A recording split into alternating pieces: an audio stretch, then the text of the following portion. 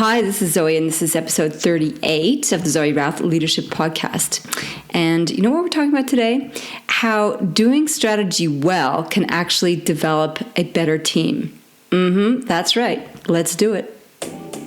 Welcome to the Zoe Routh Leadership Podcast, your source of strategies and insights to make you a better leader. Influence, improve, inspire.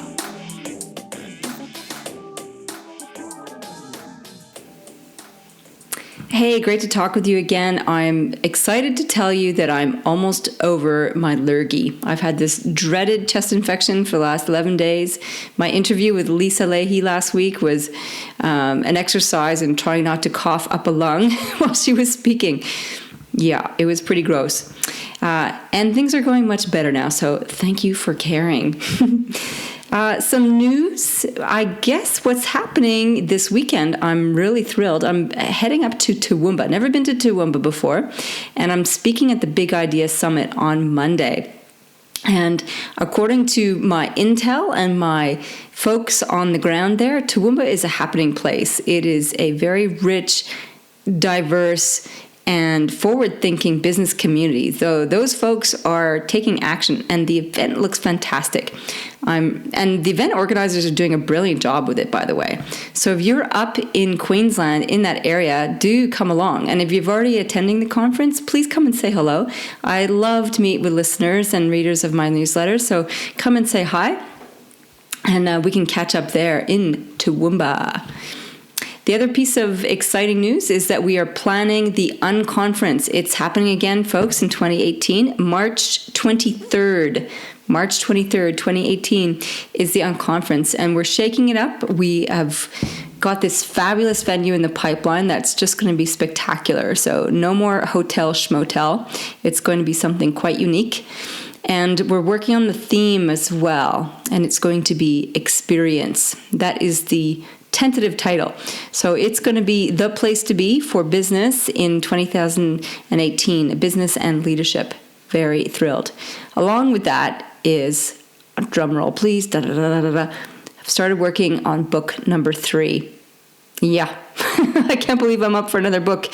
And it is going to be of service to business leaders who really want to enhance their staff experience through building excellent teams. That's the general concept at the moment, and I have 6 months of really strong work ahead of me on that one. So stay tuned, and the book will be out by the end of this year. That's the plan. What I'm reading, I am so thrilled that my copy of Emergent, that is Stephen Scott Johnson's new book, has finally arrived, and I'm going to be digging into that this weekend. It's going to be wonderful. He's such a profound thought leader with such a wealth of experience in building movements and cultures that can transform the planet. So I am excited to tuck up on the couch with that this weekend. Last time I spoke about what I was pondering, I mentioned it was just after my birthday, and I'd had this brilliant birthday where I sat in bliss for most of the day, and it was just a delightful experience. And the question I had was, should we aspire to stay in this state of bliss or not? So I took it to my spiritual guru and had a conversation with him about it. And essentially, he's so pragmatic and down to earth for a spiritual guy. Absolutely. He said, no, if you try and stay in bliss, you're basically manic. So that's not the objective. That's not even healthy. He said, what you want to do is you want to be able to experience your emotions from a place of centeredness. And yeah, it feels wonderful when you have those moments of bliss. You don't want to try and stay there because it creates a grasping, manic kind of experience. Just like when you swing into negative emotions, you don't try and want to avoid and bury those because that just causes you grief and angst. So the main objective is to be centered. No surprise there. I wrote a whole book on it. It's called Composure, How Centered Leaders Make the Biggest Impact. And what he was referring to is how I describe my experience of emotions in terms of how I best deal with them. And that's to imagine a pendulum. And when you sit at the top of the pendulum, you sit in stillness and you observe the swing of the pendulum from one side to the other. And that's the best way to experience emotions because you can still feel the whole range of emotions, and it's a fun experience going through the swings. and you still stay centered. If, however, you are caught up in your emotions, it means that you're on the end of the pendulum, out of control, swinging from one to the other, manic, out of control, and basically at the whim of your emotional energy. Not fun, absolutely not fun, and not in control. So that's not where we want to be. We want to be at the top of the pendulum. How do we do that? We do it by developing a sense of self-observation. Just the habit of going, I'm experiencing the emotion of boredom, or I'm experiencing the emotion of frustration, or I'm experiencing the emotion of angst, or whatever it is.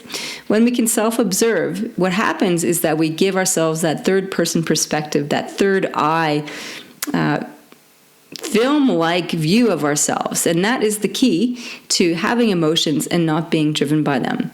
So that was the conclusion of what I was pondering last time. So this podcast, I really want to talk about strategy in teams. And one of the key challenges I have from leaders all the time is I don't have enough time to do the big picture thinking. It's like chronic. And it's like a disease of the mind, I reckon, for leaders to think that. And really at the bottom of it, I think they actually don't know how to do strategic thinking. They don't have a process, they don't have a set of filters, and they don't have anybody to do it with. I think a lot of leaders still think that they have to come up with the vision, they have to come up with the solutions, and all this sense of pressure on them to be the visionary, dun, dun, dun, stops them from actually doing the thinking and doing the work behind it. So they don't know how to think, and they have all this pressure to be able to do it well that they end up burying their heads in the sand and avoiding it altogether. So let's fix that. The other aspect of this is that when you do strategy, if you do strategy badly, it can be a really crappy team experience. If you've ever been in a team and you've had to implement a really poor plan, you know what I mean. You end up doing these jobs and you go, what the hell is this all about? Like, this is such dumb planning. So to avoid the angst of a bad plan, which comes down to somebody who did it all in their head without much help, do it with a team. And the other thing about doing strategy well is if you follow a very good process, which I'm going to share today, then you can actually build and enhance your team experience. And you get engagement, you get buy-in, you get contribution, and you get diverse ideas and creative new solutions. It's a complete win-win-win-win.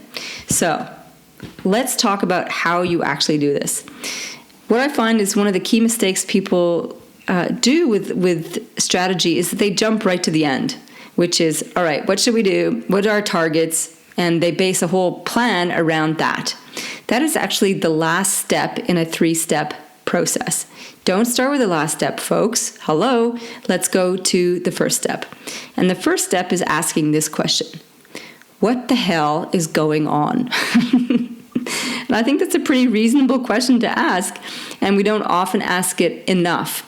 And the context for the question, what the heck is going on, is we need to understand the context in which we operate, both locally, nationally, and globally, because we do not operate in a vacuum. We need to understand what are the complex systems and pressures that are happening around us so we can be proactive on the front foot instead of reactive on the back foot. Luckily for us, there's a bunch of wonderful strategies to undertake to get a sense of what is going on, because otherwise, if you think about it, you get overwhelmed. Like, there is so much going on the planet, the rate and pace of change can be overwhelming. So how do you get your handle on what is going on? You turn to the people who've already got some great ways of filtering it all. And here's a couple that I recommend from the Futurists of the World Unite. And they have this great acronym called STEEPO that I use to suss out what the hell is going on in the various contexts of my environment. And STEEPO is an acronym, and it stands for looking at the trends that are social, that's the S, T is technological, E is economic, the second E is environmental, the P is political, and O is organizational. So you look at the big picture trends, and this is like a brain dumping, mind mapping exercise, which is so awesome to do with your team, because you feed off each other and you go, oh yeah, and that's going on, that's going on, that's going on. You need to give yourself a context, though. You need to put some parameters around it. Otherwise, it does get bigger than Ben-Hur. So I recommend, as a starting point, if you're doing a strategic plan, use a 5-year time horizon.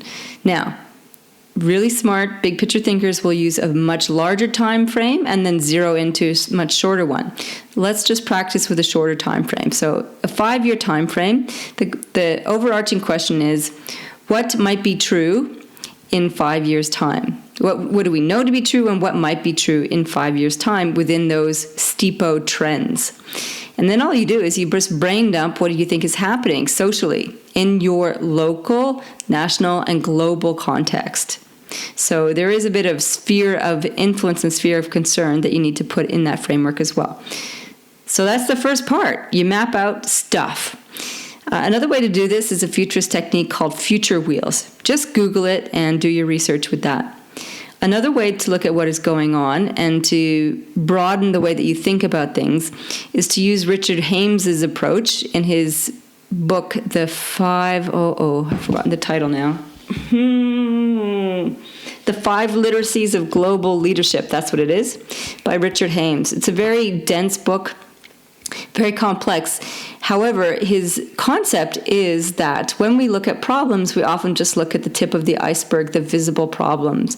Underneath all of that is a whole set of systems that are generating those visible problems. Underneath all of that is a whole meta story and meta language that's creating that. So the general concept is, in a community, in a culture, in an organization, at the very deepest levels of our consciousness, we have these overarching beliefs and values that we use to set up systems, and those systems generate particular processes which generate particular results. Sometimes the results are good, sometimes they're not. And when we see problems, sometimes what we do is we just slap a Band-Aid on it. And that is a technical fix for a much more complex challenge. So Richard Hames's work is incredibly valuable, and I recommend it to you to get a sense of what is going on. Another way to do this is to use Peter Senge's systems thinking approach. That, again, is a very complex approach to mapping out complex dynamics. Very, very important if you're working in a volatile context.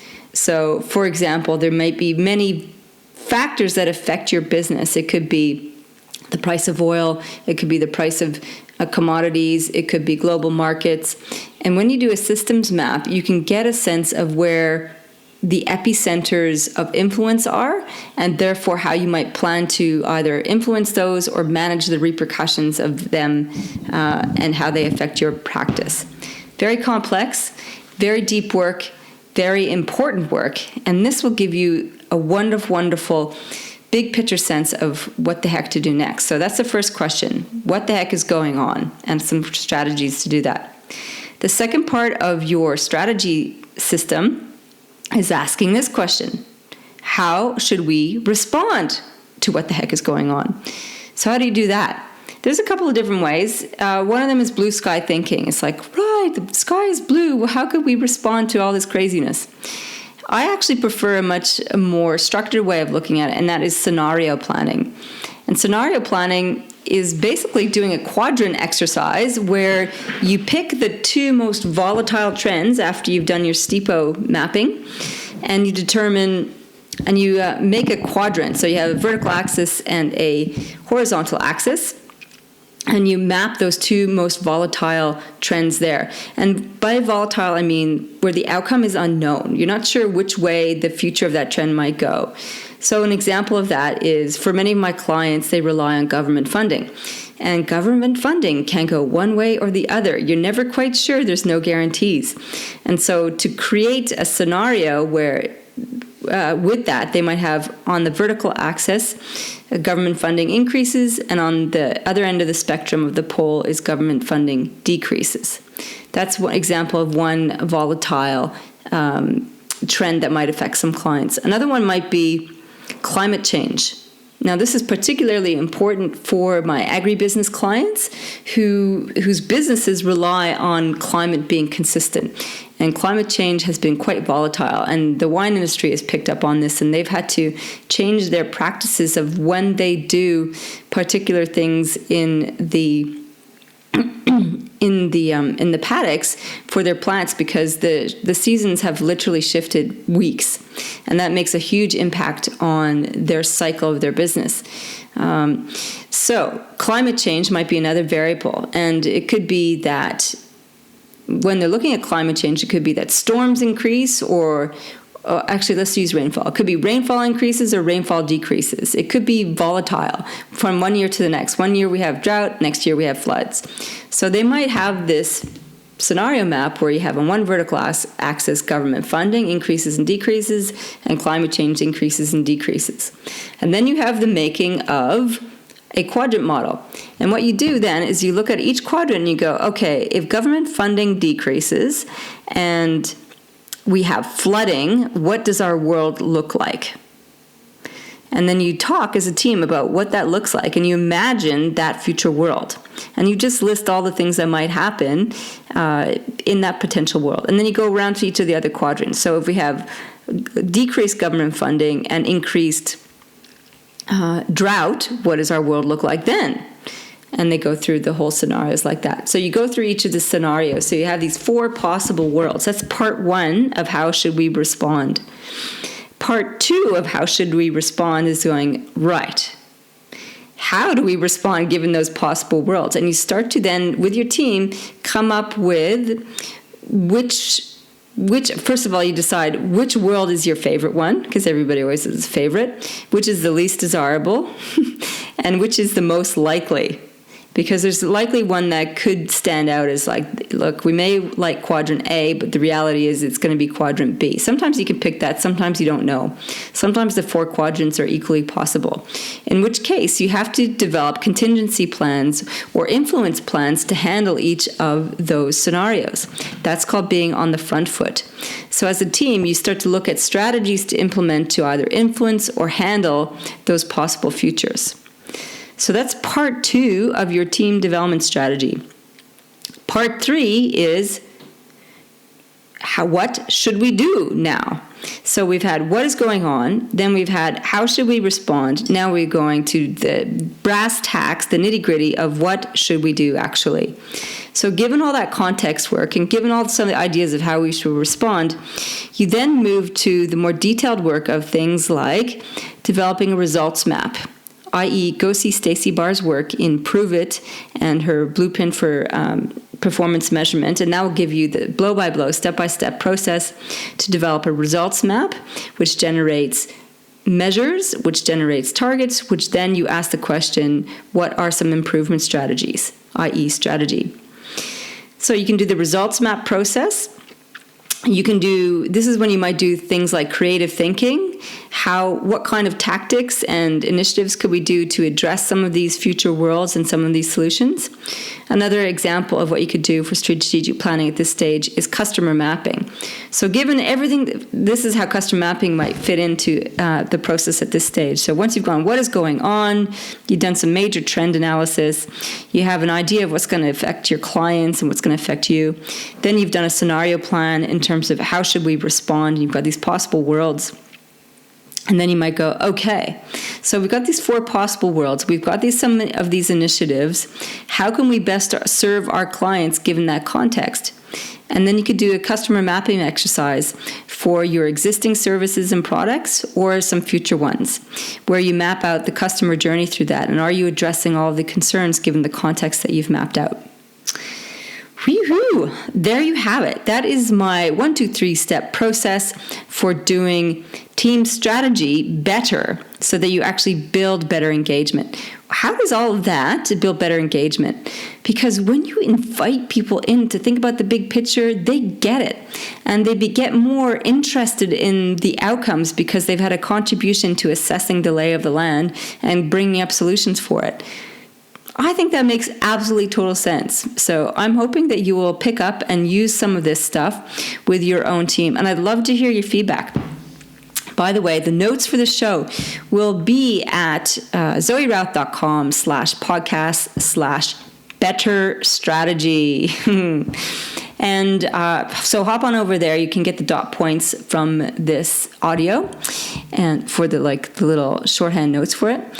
The other thing you might want to consider, in fact, I urge you to consider to do this, is to go to my website and click on the freebies page and sign up for the freebies, because we're doing a new initiative ourselves. So once you sign up for my newsletter, the freebies page, you get the 4-part Grace Under Fire video series.